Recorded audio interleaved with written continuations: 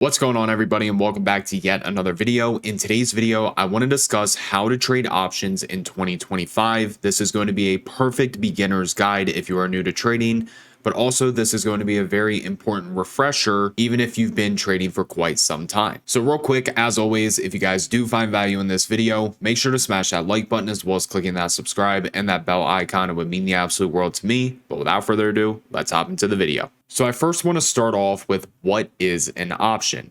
An options contract is a financial agreement that gives the buyer the right, but not the obligation to buy or sell a specific asset at a predetermined price within a set time frame. I know this definition might sound a little confusing. I'm going to break it down in simpler terms, but essentially allowing them to lock in a future price for the asset while paying a premium to the seller for this right. The buyer can choose to exercise the option if they believe the market price will move in their favor, but they are not obligated to do so. So essentially, to break all this jargon down in a simple manner, an option is an agreement between two parties that price will be or not be at a specific price by a specific day. So the buyer in this case thinks that price is going to be at X. The seller in this case does not believe price is going to be at X. And I'll show you some examples here in a little bit. But because we are not holding these contracts until expiration, we do not have to worry about being assigned on these shares, because as traders, we are simply getting in the option at one price and looking to sell it at a higher price or to cut our losses if price goes against us. Now, one thing I do want to share with you is to make sure that you close your positions, because I do have a funny story which actually resulted in me having to pay $38,000 for a contract that got assigned. So in these contracts, essentially what we are trading is 100 shares of the stock. We just don't have to actually pay for the 100 shares. The options are way cheaper. But I ended up buying a SPY $380 call, and I ended up forgetting about it because it was only one contract. Well, that $380 call expired deep in the money, and I completely forgot about it, and I got assigned the shares. And again, I had to buy 100 shares of SPY at $380, which is $38,000. Luckily, I was able to sell it that coming Monday. But yeah, the moral of that story, make sure to close your positions or you're going to get assigned your shares. Now, when we are trading options, there are two different forms. We have calls, which we want to buy if we believe that price is going to go up. But then we also have puts that we want to buy if we believe price is going to go down. So if I'm looking at SPY and I think SPY is going to go up in price based off my technical analysis, then I am going to buy a call. Or very recently, the market has been pulling back and the market overall looks very weak. So because I believe that price is going to go lower, I am going to purchase puts. Now, if we buy calls because we believe that price is going to go up, the further that price goes up, the more we are going to make on our call options. Or right now, because we believe that the price is going to go lower, if I were to buy a put and price continues to drop, my put contracts are going to increase in value as well. So it's nice when you are trading options because you can make money on both sides of the market. It doesn't matter if price is going up and it doesn't matter if price is going down. We buy calls when we want price to go up and we buy puts when we want price to go down. Now, also within these options contracts, we have what is known as strike prices. So essentially what we are saying with the strike prices is we believe that price is going to go to X amount. So for example, if I think SPY is going to drop to $300 a share, I'm going to buy a $300 put. Or if I believe that price is going to go up to $400 a share, I'm going to buy a $400 call. So again, the strike price is where we are saying price is going to go, whether we are buying calls or whether we are buying puts.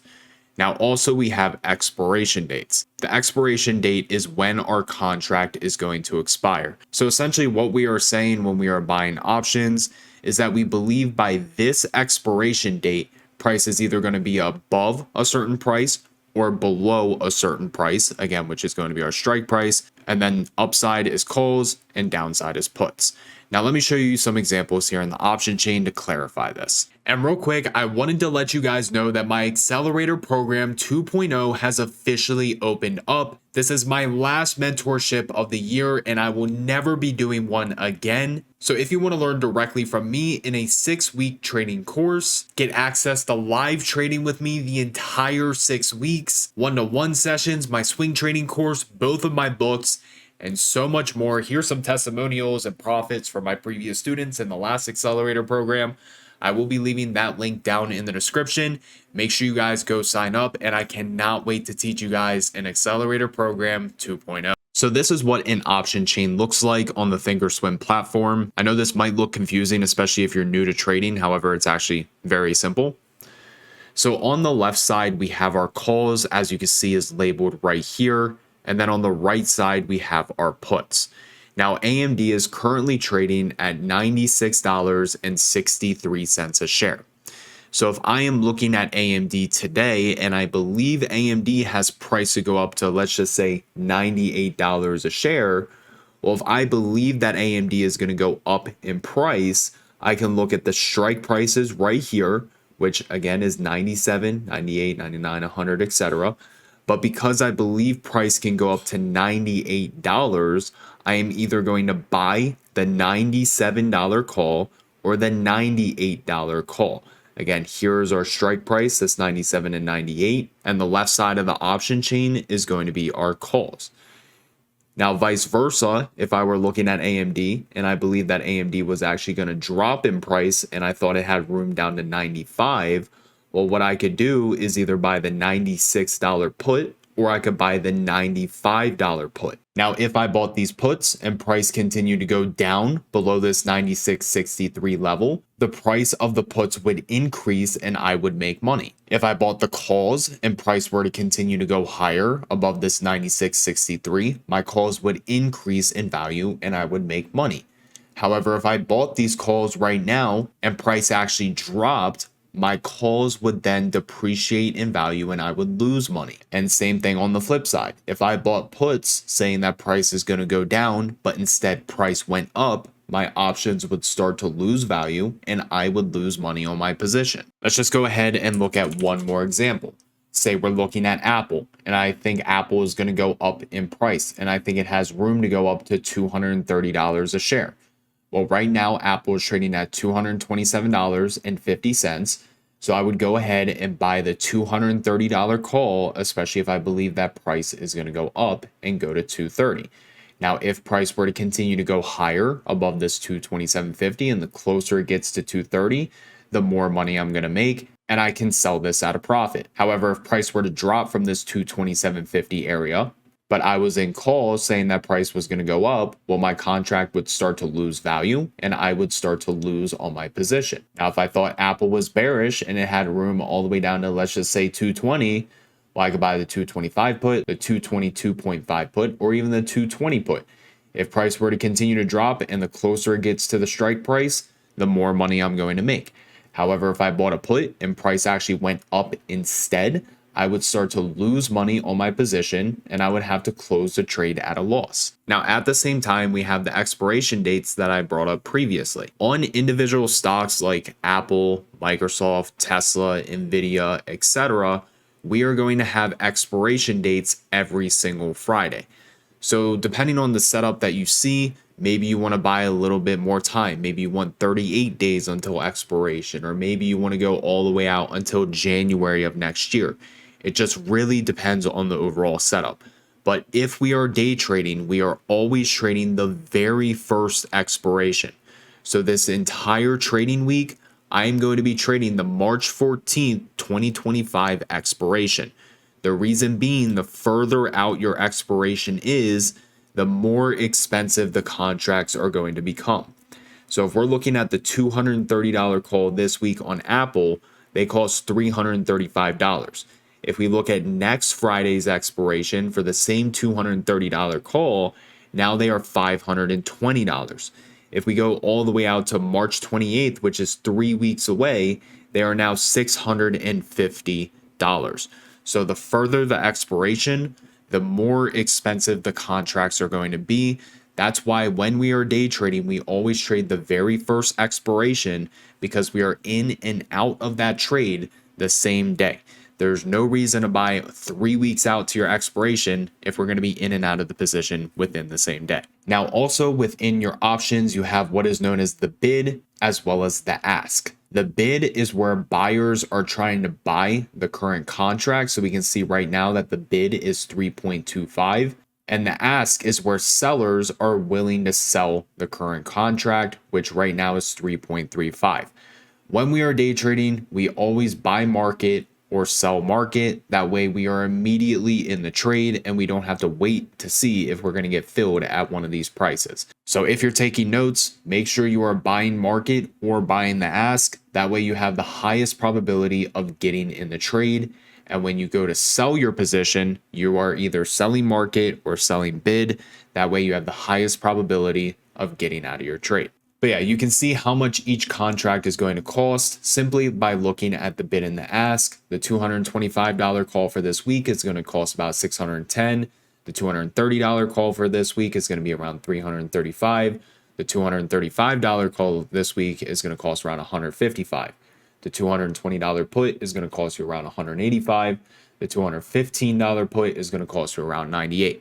So it's very simple to see how much these contracts are going to cost. Simply look at the ask and that's going to let you know. Now in the options, we also have something that is known as the Greeks. Essentially what the Greeks are telling us is how much our contract is going to appreciate or depreciate based on the underlying asset moves, as well as depreciation just for holding the contract overnight. So I'm going to break down what these Greeks are, and then I'm going to show you within the option chain. So delta is how much an option will gain or lose value based on a $1 move in the underlying asset. So if we end up buying a $230 call on Apple and price is currently at $229, well, if price goes from $229 to $230, our contract is going to appreciate by however much the delta is, or depreciate if it ends up going down $1. Next up, we have gamma. This is how much the delta will adjust based on a $1 move in the underlying asset. This might seem a little confusing, so I'm just going to show you on the option chain. I'm not going to say an example right now, but I'll show you that here in a few seconds. Theta is how much a contract will depreciate every single day. So naturally, these contracts are going to lose value every single day. But again, when we're day trading, we don't really have to worry about the theta because we're in and out of the position within the same day. The only time I'll ever look at theta is if I'm in a swing trade, because again, when you're in a swing trade, you're going to have to hold positions over a few days, few weeks, months, quarters, etc. And then finally, we have Vega. Vega is actually kind of hard to measure, but what it does is it tells you how much a contract will increase or decrease based off of a 1 percentage point move in the implied volatility. Pretty much the best way to look at this is the higher the implied volatility, the more expensive the contracts are going to be. The lower the implied volatility, the cheaper the contracts are going to be. So let's actually look at the option chain so I can show you what I mean by all this. So if we are looking at this week's $230 call on Apple, what I have right now on Thinkorswim is we have the Greeks pulled up: Delta, Gamma, Theta, and Vega. So if we were to buy this contract right now at, let's just say, $335, price is currently trading at $227.50 a share. So if we bought this contract at $335, okay, so we're getting in at $335 for this contract to say price is going to be at or above $230 come this Friday. So we buy it for $335. Price is now trading at $227.50 a share. Now, if we look at our delta, we have a $37 delta. So what this is saying is if Apple goes up from $227.50 to $228.50, we are going to make $37 on our contract. So let's go ahead and add 37 to the option right now. So if Apple went up $1 from $227.50 to $228.50, our contract is now going to be worth $372 when we bought it at $335. So we would profit $37. If it went up another dollar from $228.50 to $229.50, we would make roughly another $37. So based off of Apple moving $2 from $227.50 to $229.50, we are actually going to end up making $74. So our contract originally went from $335, but based off of that $2 move, it went all the way up to $409. Now, what I want you guys to notice is I said roughly, because remember, we also have gamma. So remember, the gamma gets added on top of the delta for every extra $1 move the underlying asset moves in your favor. So that first dollar on Apple, where it goes from $227.50 up to $228.50, we're going to make $37. However, the next dollar that we go from $228.50 to $229.50, we're actually going to make $40 on our contract. So that $3 is going to get added on top of the 37. So now actually, based off of that $2 move, we're going to make $77. Now, if Apple went up again another dollar, our delta would then become $43. So now based off of a $3 move on Apple from $227.50 to $230.50, we're actually going to profit $120 per contract. Now, this is going to continue to happen for every single dollar that this continues to move in your favor until eventually the delta is going to max out at $99, which you can see for these contracts that are like very, very deep in the money. But essentially what would be happening at that point is you would be making $99 for every $1 Apple moved in your favor. But yeah, essentially every single dollar that this continues to go above that first dollar, the delta is going to continue to increase and you are going to make more and more money for every dollar that this moves in your favor. And it's going to be the same thing for the puts. Most platforms are going to put the delta at negative. When you're looking at the delta, just ignore the negative signs, because literally, like, if this dropped $1, you would make $47, and then your gamma is $5, so the next one you would make 52, and then the next dollar you would make 57. But yeah, hopefully you guys get the point of delta and gamma. Now, as we said previously, we also have theta, which is telling us how much the contract is going to depreciate every single day. The closer to expiration, the higher the theta is going to be. So as we can see with this Friday's expiration on the 230 call, we have a $69 theta. So if we literally bought Apple at close at $227.50, if we bought these 230 calls at $335, and Apple opens at exactly $227.50 tomorrow, our contract immediately is going to lose $69. So our contract is only going to be worth $266 at the open tomorrow, when literally price did absolutely nothing. Now, again, the theta is going to get higher the closer the expiration comes, but let's just pretend that Apple stays the exact same, closes at $227.50, opens at $227.50 again, and the theta stays another $69. Well, we would lose another $69, and within 2 days of Apple doing absolutely nothing, our contract is now worth $197, which is almost like half of what we would have bought it here. But again, pretty much when you are day trading, you don't have to worry about the theta, so I don't really even look at it when I'm day trading. And then finally, we have the Vega. Remember I said Vega is going to move based off of implied volatility. Implied volatility is kind of hard to measure, so I don't really look at this too much. I only look at the Vega and the theta when I'm swing trading, which that's a whole different video. But the main thing that you want to pay attention to is delta and gamma when you're day trading. And the easiest way to honestly not even pay attention to your delta or gamma is when you are day trading, just literally buy the first strike price out of the money.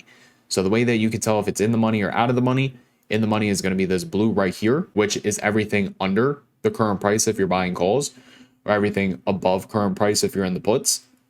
The very first black strike, that's the one that you're going to buy. So we can see that the very first at the money for the calls is 227.5. If I was looking at Apple, that's the one I would buy. Or if I was looking at puts, I would buy this one right here, 225, which is the first at the money. That's where your highest delta and gamma is going to be. So if you're in a rush to get into a position, you don't have to go through all the steps of looking at the delta, looking at the gamma, and then making sure you want to buy it. Literally just pull it up in your active trader, and we'll talk about active trader here in a little bit. Choose the very first strike price at the money, and then that's the one that you want to trade. So hopefully pulling up the option chain and showing you guys those examples helps you out understanding all of the delta, gamma, theta, vega. Now, as far as actually like taking trades, you're going to need a broker. So the best broker that I suggest is going to be Thinkorswim. If you're within the United States or you're any of the countries that can use Thinkorswim, if you can use it, I highly suggest. It is by far the #1 platform in my honest opinion. And I'm not even affiliated with them. So the first one I would highly suggest is going to be Thinkorswim by Charles Schwab. If you're an international trader, I would say to look for Interactive Brokers. I will be leaving a link down in the description for that if you want to check them out. But this is going to be your best bet if you're an international trader. And then a couple other ones that you can use, especially if you like to trade off your phone. The first one's going to be Webull. And honestly, Robinhood has actually been doing really, really good recently. Done a lot of upgrades to their platform. So honestly, that's why Robinhood is on this list. But yeah, if you like to trade off your phone, I would say Webull and Robinhood are both really good options, but ideally Thinkorswim or Interactive Brokers, especially if you want to be using charts.